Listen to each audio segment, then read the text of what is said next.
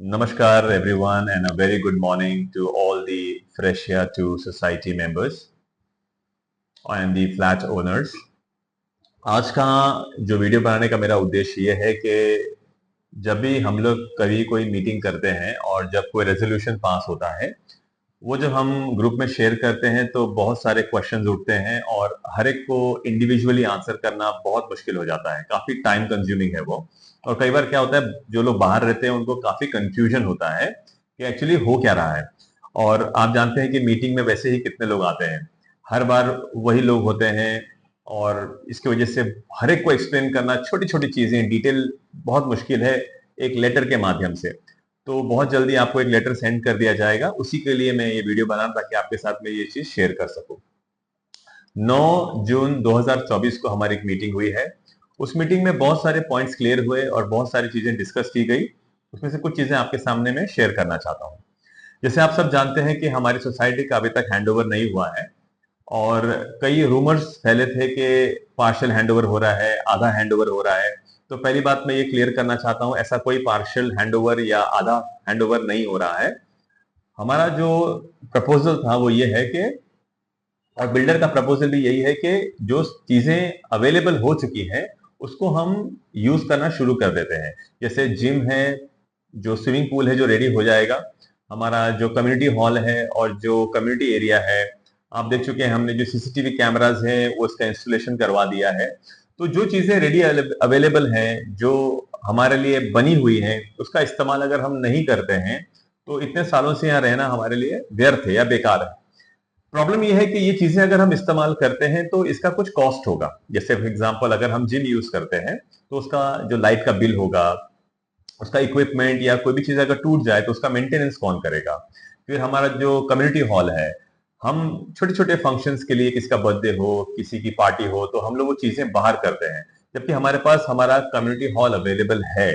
तो जब ये रेडी हो जाता है, एसी लग के चेयर्स वगैरह एक टॉप नॉच कंडीशन में आ जाता है, तो उसको हम इस्तेमाल करेंगे। तो उसका लाइट का बिल जो होगा, कोई चीजें टूट फूट जाए तो उसका मेंटेनेंस हो, तो इसके लिए हमने सोचा कि एक छोटा सा अमाउंट हम ले लेते हैं जो पॉकेट फ्रेंडली भी हो, लोगों को ज्यादा पिंच भी ना करे और हमको मैक्सिमम सुविधाएं मिल जाए। तो मैं आपके सामने ये चीजें शेयर करना चाहूंगा कि हम लोग ने क्या डिसाइड किया है। जैसे सीसीटीवी कैमरा आप देख रहे हैं कि अब कहीं पर भी कोई ब्लाइंड स्पॉट नहीं है, यानी अब आने वाले दिनों में अगर कुछ प्रॉब्लम आता है तो एटलीस्ट हमारे पास कोई एविडेंस होगा, हम किसी को पिन पॉइंट कर सकते हैं। ओके, तो पहला पॉइंट तो ये हो गया। दूसरा आता है हमारा जिम। जिम आप देख रहे हैं ऑलमोस्ट 6-7 महीने से रेडी कंडीशन में पड़ा है, लेकिन इस्तेमाल नहीं होने की वजह से जो भी इक्विपमेंट है वो सड़ रहे हैं, एक रॉटन स्टेट में जा रहे हैं। तो वो हम लोग यूज करना शुरू कर देंगे। प्लस हमारा जो एक्टिविटी एरिया है उसको हम लोग यूज करना शुरू करेंगे। हमारा जो कम्युनिटी हॉल होगा उसका एक सब्सक्रिप्शन फीस होगा, एक डिपॉजिट होगा जो हम लेंगे, जो किसी को देंगे, ताकि अगर कुछ डैमेज होता है तो एटलीस्ट उससे हम उसको काट सकें। या साथ में हमारा जो जनरेटर है जो रेडी कंडीशन में है, जिन जिन के घरों में उसकी लाइन या उसका कनेक्शन नहीं हुआ है प्लीज हमको अपडेट कीजिए। वहां मैनेजर बैठा होता है, उसको बोलिए, तो इससे ताकि जब वो जनरेटर स्टार्ट हो और कभी पावर कट हो जाए तो उसका बैकअप का इस्तेमाल आप कर सके। इसके लिए हमको जरूरत पड़ती है डीजल की।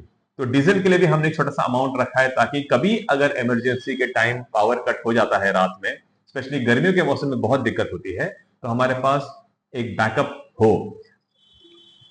तो इसका जो अमाउंट हमने डिसाइड किया वो है 6,000 फॉर द एंटायर ईयर, या 6,000 रुपए पूरे साल का, जिसमें मैंने आपको कहा इन सारी फैसिलिटीज का मेंटेनेंस प्लस इलेक्ट्रिसिटी बिल। यहाँ पे हम एक सब मीटर फिक्स करने वाले हैं। तो जो भी कंजम्पशन होगा, जो भी लाइट का इस्तेमाल हम लोग करेंगे, और जो बिल आएगा इसी अमाउंट में से हम लोग बिल्डर को वो पे कर देंगे। दूसरा, आप देख चुके हैं कि हमारे यहाँ पे सिक्योरिटी कंडीशन कितनी खराब है। हमको अपना सिक्योरिटी गार्ड एक दिन में और एक रात में चाहिए। ये मैंने पहले भी प्रपोज किया था और अब कई लोगों ने इसको अप्रूवल भी दिया है कि ये जो सिक्योरिटी गार्ड यहाँ बैठते हैं इनकी कोई रिस्पॉन्सिबिलिटी नहीं है हमारी तरफ, ना हम इनको क्वेश्चन पूछ सकते हैं और ना ही ये मुझे लगता है किसी तरह से कॉम्पिटेंट है या काम करने में इंटरेस्टेड है। तो हमें चाहिए हमारा सिक्योरिटी गार्ड, ताकि कल कोई प्रॉब्लम हो तो एक तो हमारे पास सीसीटीवी की फुटेज होगी, कैमरा की फुटेज होगी, प्लस हम उसको पूछ सकते हैं भाई ये कौन आया कौन गया, उसकी वो एंट्री कर सकता है। हम उसको क्वेश्चन पूछेंगे तो वो हमारे प्रति आंसरेबल तो होगा क्योंकि वो हमारा एम्प्लॉय होगा। तो हमने 2 सिक्योरिटी गार्ड, एक दिन के लिए और एक रात के लिए फिक्स किया है। हमको यहाँ पर एक 24/7 मैनेजर की जरूरत है जो यहाँ पर रहे, किसी की कोई भी प्रॉब्लम हो आप उसको कॉल कर सको। जैसे फॉर एग्जाम्पल कुछ दिन पहले लोगों की साइकिल चोरी हो गई, तो मैं देखता हूँ कि कुछ लोग हैं जो बाहर आकर पूछते हैं कि प्रेसिडेंट कहाँ है, सेक्रेटरी कहाँ है, ये कहाँ है, वो कहाँ है। प्रॉब्लम यहाँ पर यह है कि हम जो भी यहाँ काम कर रहे हैं, मैं एज ए प्रेसिडेंट हो, बिलास जी हो एज ए सेक्रेटरी, हमारे सुदेशना जी हॉस्टल सेक्रेटरी, ये कोई एम्प्लॉय नहीं है। ये जो काम हम कर रहे हैं काइंड ऑफ ए चैरिटी है। मैं तो चाहूंगा कि आने वाले दिनों में जब हैंडओवर हो जाए हम फिर से री इलेक्शन करें, कुछ नए लोग भी रिस्पॉन्सिबिलिटीज लें। अभी जिस स्टेज में हम लोग हैं यहाँ पर हमने रिस्पॉन्सिबिलिटी इसलिए लिया हुआ है क्योंकि ये सब हम जितनी जल्दी हो सके खत्म करना चाहते हैं। हम भी यहाँ पे रहते हैं, हमारे बच्चे यहाँ रहते हैं, इसलिए हम लोग यहाँ पे प्रेसिडेंट या सेक्रेटरी का मतलब नहीं कोई वो सोच सुपीरियर इंसान है। ये हम लोग कर रहे हैं out of welfare, out of charity, यही हमारा यहाँ पे इंटेंशन है। तो कोई आकर अगर चिल्लाए कि सेक्रेटरी कहाँ है, प्रेसिडेंट कहाँ है, ये बहुत गलत तरीका है। That is not the right way of talking. किसी से अगर आप हेल्प मांगेंगे तो आपका टोन होना चाहिए, प्लीज मेरा ऐसा हो गया है, मेरी हेल्प कर दीजिए। हर कोई आपकी हेल्प करेगा, पर अगर आपका एटीट्यूड गलत होगा तो आपकी कोई मदद नहीं करने वाला।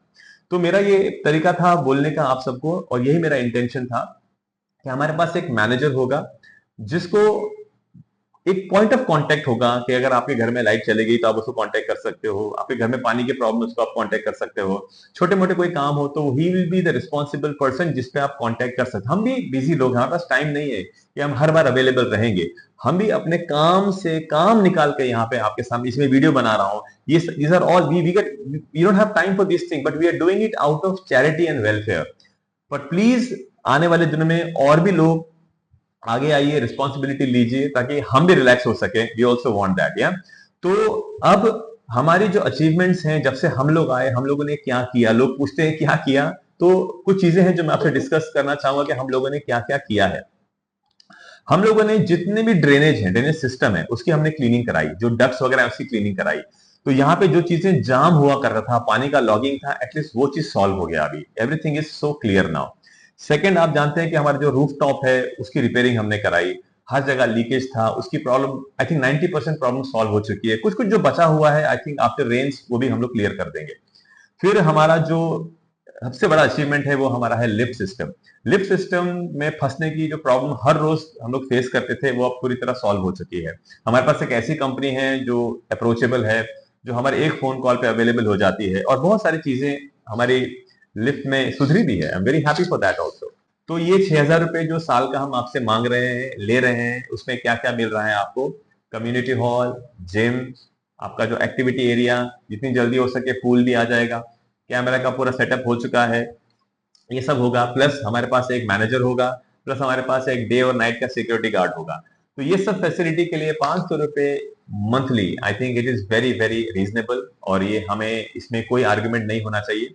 ये वीडियो में नहीं बनाने वाला था, लेकिन बनाने का रीजन ये था कि अगेन क्वेश्चंस आएंगे तो प्लीज उस क्वेश्चंस को ग्रुप में मत डालिए, आप डायरेक्टली मुझे कॉल कर सकते हैं अगर आपको कोई क्लेरिफिकेशन चाहिए।